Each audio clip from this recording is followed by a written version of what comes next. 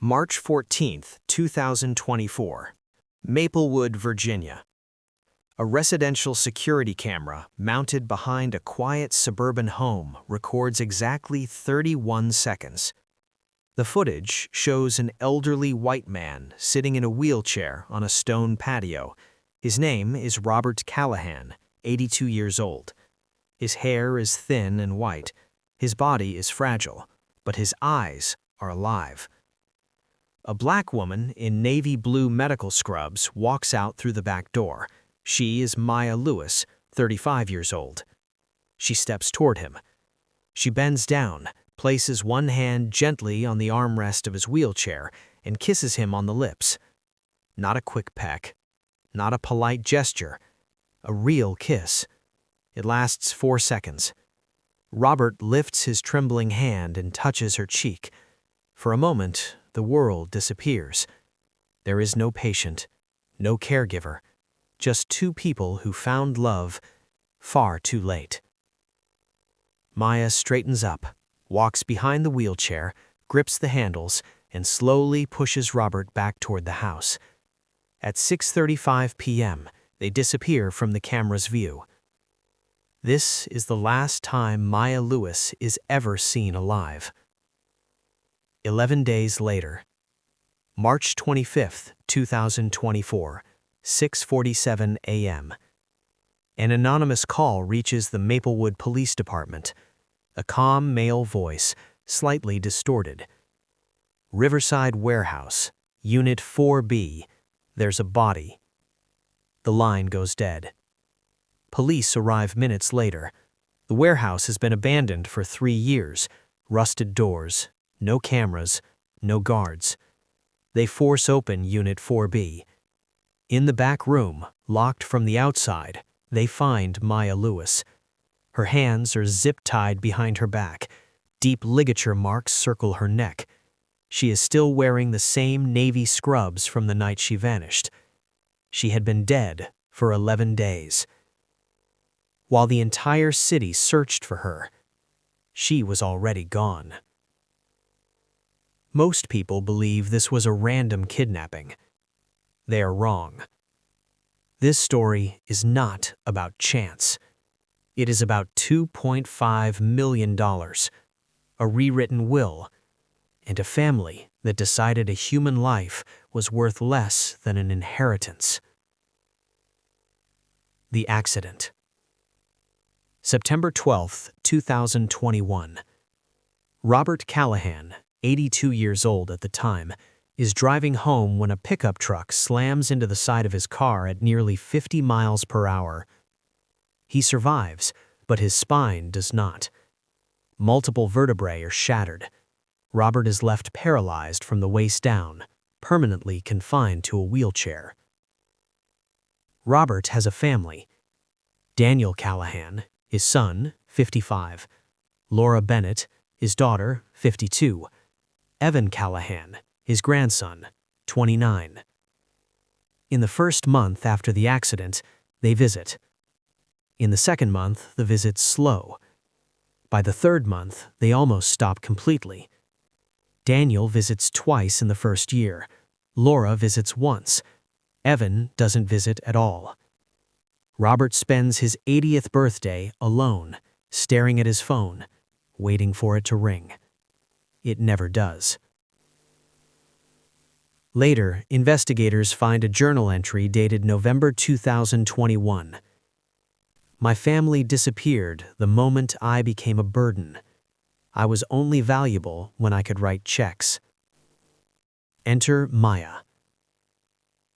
December 14, 2021.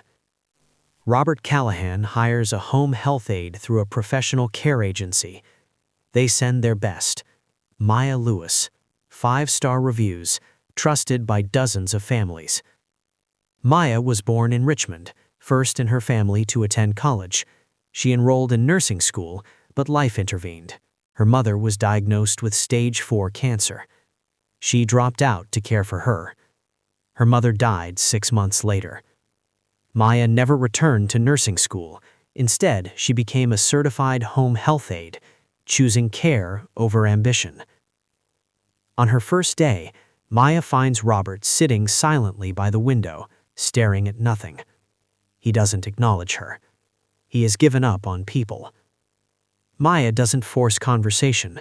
She asks only one question. "Mr. Callahan, what's your favorite meal? The one you'd cook if you could still stand in a kitchen?" Robert turns, surprised. No one has asked him what he wants in a very long time. "Homemade lasagna," he says quietly. "My wife's recipe." A meal that brings him back to life. 2 days later, Maya arrives with groceries. She lowers the counter so Robert can help from his wheelchair. Together, they cook, slowly, awkwardly, laughing when things go wrong. When they sit down to eat, Robert starts to cry. It's the first time he has felt alive since the accident. And this is only the beginning. After that night, something inside Robert Callahan changes. He starts waking up earlier. He starts asking about the day. He starts waiting for the sound of the door opening at 8 a.m.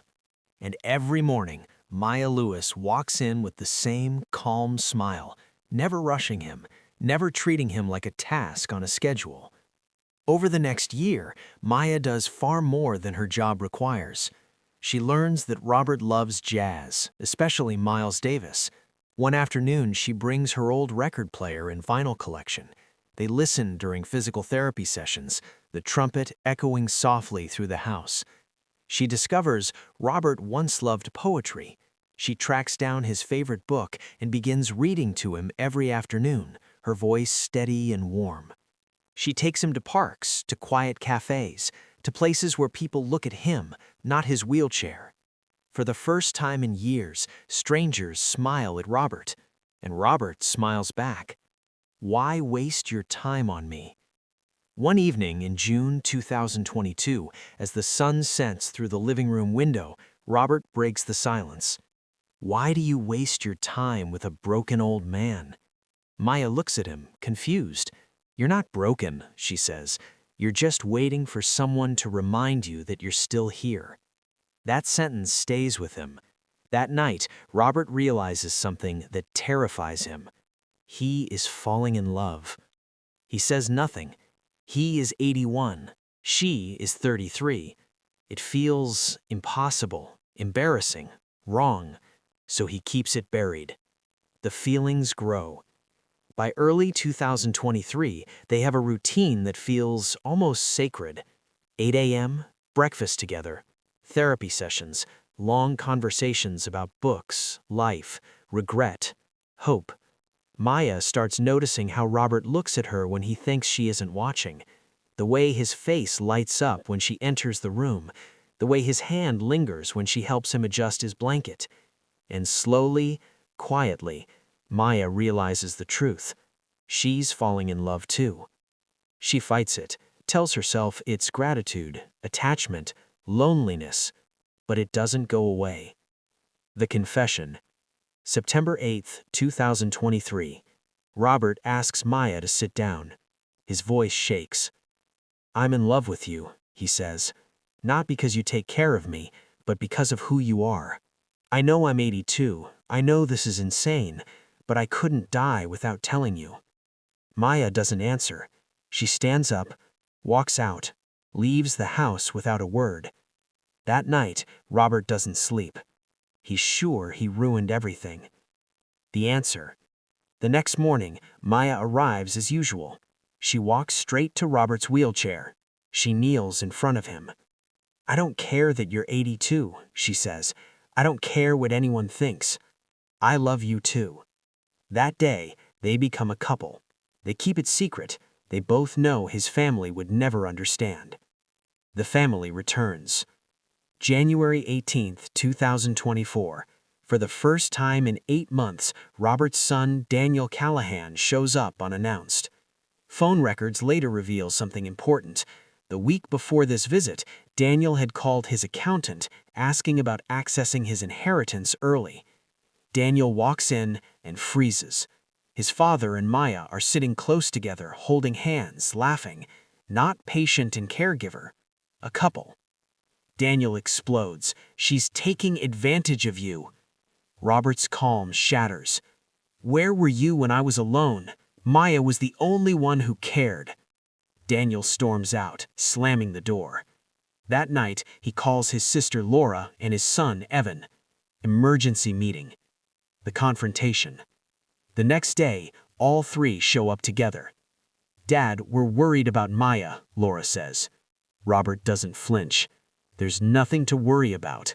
We think you should fire her, Daniel adds. That's when Robert loses control. You abandoned me for 3 years, and now you want to take away the only person who gave a damn? Get out. They leave, but they are not finished. Desperation begins. They hire a private investigator, background check on Maya. The report comes back spotless. No criminal record, no manipulation, no financial abuse. They contact lawyers trying to challenge Robert's mental competency. Every doctor says the same thing, completely lucid. Every legal option fails, until something changes. The will. March 5, 2024, Robert calls his attorney Henry Wallace for a private meeting. He rewrites his will. Daniel Callahan, $200,000, down from $1.5 million. Laura Bennett, $200,000, down from $1.5 million. Evan Callahan, $100,000. Maya Lewis, $2.5 million, the house and all remaining assets. One final clause is added. If any family member is convicted of a crime against Maya Lewis, their inheritance is void and donated to charity. The will is signed, legally airtight. What Robert doesn't know is that his attorney's assistant is Laura's college best friend, and she makes a phone call. March 8, 2024. Laura Bennett's phone rings. The voice on the other end belongs to Helen Moore, the legal assistant who just saw Robert Callahan's new will. "Your father changed everything," Helen whispers. "Almost all of it goes to the caregiver. $2.5 million, and the house." Laura goes silent. Then she hangs up and immediately calls her brother Daniel. That evening, Daniel, Laura, and Evan Callahan meet at Daniel's house. The mood is panic, raw, uncontrolled. "We need to challenge it," Daniel says. Laura shakes her head. "That could take years. We'll lose." Evan stares at the floor. "So what do we do?" The room goes quiet. Daniel lowers his voice. "If something happens to her before Dad dies, the money comes back to us." Laura looks up slowly. "What are you saying?" Daniel doesn't hesitate. "I'm saying she can't be around to collect." Crossing the line. Phone records later reveal the messages they deleted. Daniel: "We can't let her steal what's ours." Laura: "This is insane." Daniel: "Do we have a choice?" Evan finally speaks. "I know someone from my military days. People who handle problems." Daniel doesn't ask for details. "Call him." Hiring death. March 10, 2024. Evan contacts Mark Voss, a former Marine with a dishonorable discharge and multiple assault charges. Mark brings in an associate, Luis Ortega. They've done this before. The price is simple: $50,000, half now, half after. Bank records later show Daniel withdrawing $25,000 in cash on March 11th, another $25,000 on March 13th. No hesitation. Surveillance. For 3 days, Mark and Luis watch Robert's house. They learn Maya's routine: what time she arrives, what time she leaves, what car she drives. This is not impulsive. This is calculated. The day everything ends. March 14, 2024. Thursday. Maya's last workday before a week off. Robert has a surprise planned. He bought a ring 2 weeks earlier. He plans to propose. Maya has no idea. She also doesn't know that 2 men have been watching her for 3 days. At 8 a.m. she arrives. They eat breakfast together, scrambled eggs and toast. Robert tries to flip a pancake from his wheelchair. It falls apart. They laugh. A normal morning. A happy one. The day passes with therapy, jazz music, conversation. Around 6:30 p.m. they decide to sit outside on the patio. The weather is warm for March. The security camera activates. The 31 seconds. 6:34 p.m. Maya pushes Robert's wheelchair onto the patio. They talk. She laughs. Then she walks around to the front. She bends down, places her hand on the armrest, and kisses him. 4 seconds. A real kiss. Robert touches her cheek. 2 people in love, unaware they're being recorded. She straightens up, walks behind the wheelchair, and pushes him back toward the house. At 6:35 p.m., they disappear from view. That 31-second clip will later be played in court, not to show manipulation, but love. The last goodbye. Inside the house, Maya helps Robert settle in. She tells him she has errands. He asks her to stay for dinner. Tomorrow, she says. She kisses him goodbye.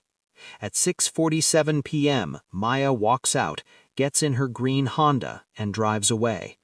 3 blocks away, Mark and Luis start the engine. The abduction. Maya drives toward town to buy groceries. At 7:58 p.m., she pulls into the parking lot and parks near the back. Quieter, fewer people. She opens the trunk, reaches for shopping bags. A white van screeches to a stop behind her. 2 men jump out. One grabs her from behind. She screams, fights. It doesn't matter. Within 30 seconds, she's zip-tied and dragged into the van. A store employee hears something, sees the van speeding away, but doesn't call police.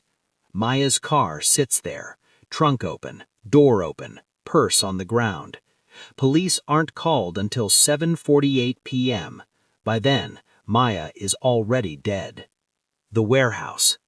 Riverside Warehouse, Unit 4B, abandoned, no cameras, no witnesses. They drag Maya inside, hands still tied. Mark does something investigators will later call the coldest detail. He doesn't kill her immediately. He tells her why she's there. Your boyfriend's family paid us. You were in the way of $2.5 million. At 7:45 p.m., Mark Voss strangles Maya Lewis to death. 3 minutes. Then silence. They lock the door and leave. Paid in full. 2 hours later, Evan meets them at a highway rest stop. He hands over a duffel bag with the remaining $25,000. Is it done? Evan asks. Mark nods. She's gone. Evan goes home and sleeps. March 14, 2024, 7:44 p.m. Police finally arrive at the grocery store parking lot. They find Maya Lewis's green Honda exactly where she left it. The trunk is open. The driver's door is wide open. Her purse lies on the ground, phone inside, wallet untouched, keys missing. There are clear signs of a struggle. Within 2 hours, an alert goes out across the city.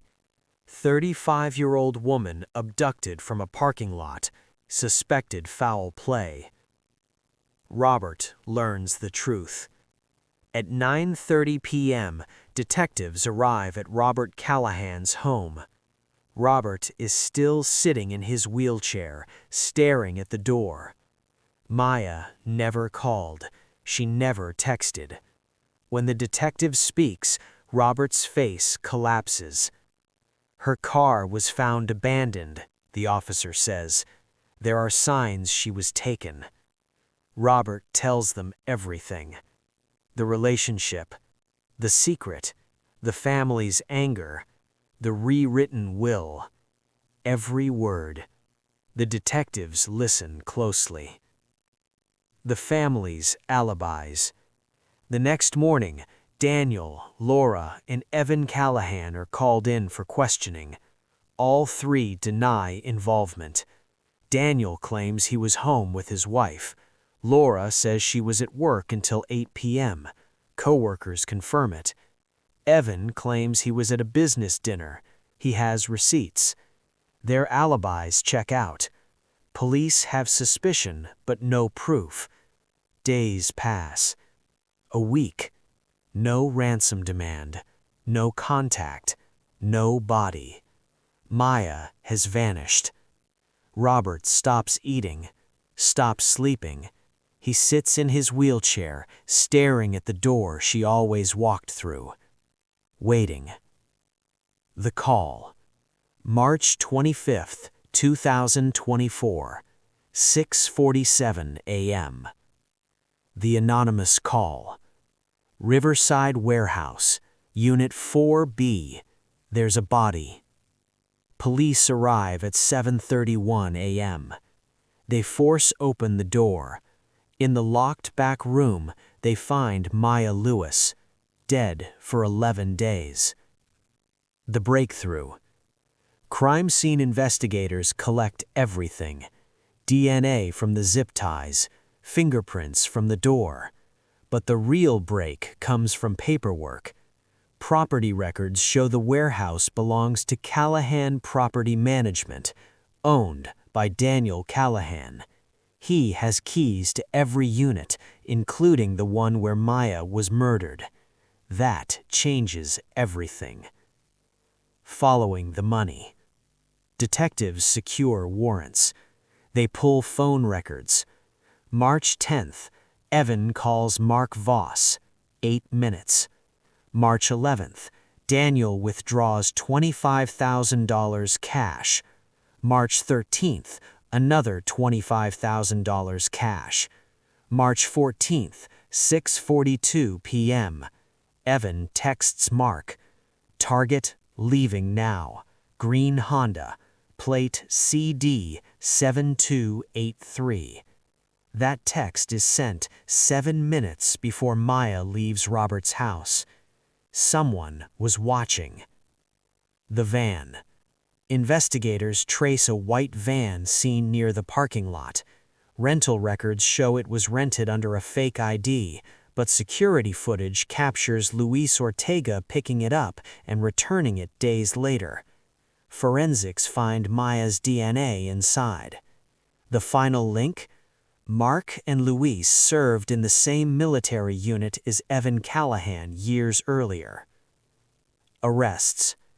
April 3, 2024. Police move fast. Daniel Callahan, first-degree murder, conspiracy. Laura Bennett, conspiracy, accessory. Evan Callahan, first-degree murder, kidnapping, solicitation. Mark Voss, murder for hire. All plead not guilty. The trial. September 9th, 2024. The trial begins. Prosecutors present phone records, bank withdrawals, text messages, DNA evidence, van forensics. Then they play the video. The courtroom watches the 31 seconds. Maya kissing Robert, Robert touching her face. Love, pure and undeniable. The prosecution makes it clear. This wasn't manipulation. This was motive. The betrayal. On day 12, Evan breaks. His attorney negotiates a deal. Life with parole after 30 years in exchange for full testimony. Evan takes the stand. He tells everything. Who planned it, who paid, who watched, who texted the signal. The courtroom goes silent. The verdict. The jury deliberates 4 hours. Guilty. All counts. All defendants. Sentencing. October 14, 2024. Daniel Callahan, life without parole. Laura Bennett, 25 years. Mark Voss, life without parole. Luis Ortega, life without parole. Court adjourns, but the story isn't finished. The final cruelty. That same day, Robert Callahan dies. Heart failure, natural causes. The hospice nurse later reports Robert spoke one final sentence. "I waited 82 years to find love, and my own son took it away in 31 seconds. Then his heart stopped." The will's revenge. Because Maya died before Robert, her inheritance is void, but the clause activates. Every family member convicted of a crime against her forfeits their share. All of it. The entire $3.2 million estate goes to charity. They killed for money. They received nothing. Final truth.